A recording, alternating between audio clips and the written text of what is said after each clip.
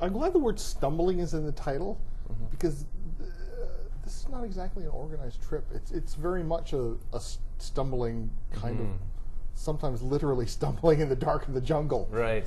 Because you kind of lurch from place to place and thing to thing, and always looking for... Not entirely sure what I'm looking for.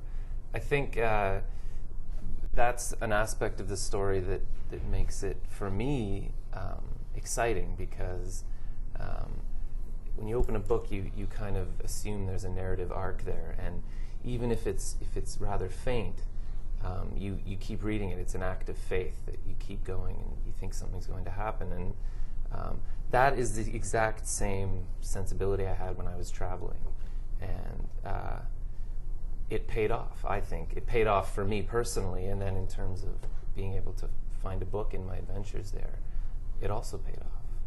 And I have to say, as a reader, it does make sense. By the time you get to the end, it's like, okay, I know way more about you than I ever thought I would. and also, but more importantly, I can see that you know more about you.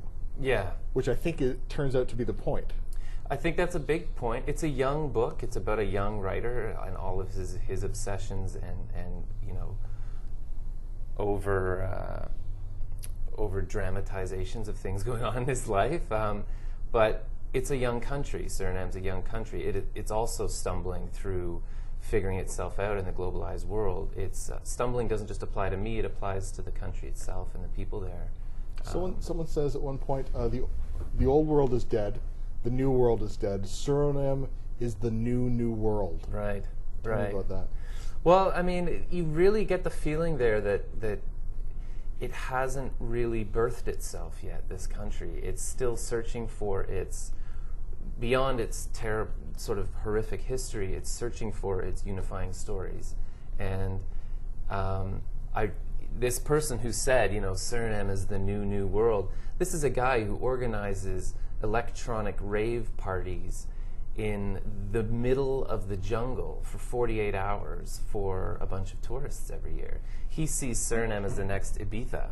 He sees it as the next club capital of the world because, things like four-on-the-floor dance music haven't even really made that much of an impact there. So there's this sense of sort of excitement while also being burdened by this really recent tragic history that they're actually still working through. So in many ways it is, the second he said that, it hit a chord with me. And it helped me see things differently, the new world. And that's why I think of this book as partly Apocalypse Now, because there are these, it's like this kind of surreal moments you get in Apocalypse Now in the middle of chaos. You come upon fireworks and there's this weird rave in the middle of the jungle with all these Dutch tourists and the water's full of piranha. Yeah. Just like, what the hell?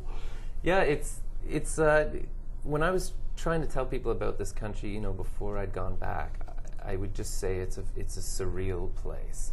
And that word to me summed it up perfectly. But to someone, if you say that to someone, they have no idea what that means. But I can't think of another place I've been that is more purely surreal than this country. There's descendants of African slaves still living as Africans in the upper Amazon basin jungle in this country. You can be stumbling through the jungle and come across a West African village. You can find a Canadian company of Quebecois living in the jungle, digging up the gold underneath it and taking it home to Canada. And occasionally dropping cyanide into the river. And on occasion, poisoning the hell out of the entire environment. Yeah, that could be a whole nother interview. But what was so fun about it and what I feel makes it a good book is that you really do not know what's coming next. And I think not knowing exactly why the writer is doing what he's doing, I think maybe helps with that as you go. I mean, it's impossible for me to tell, really.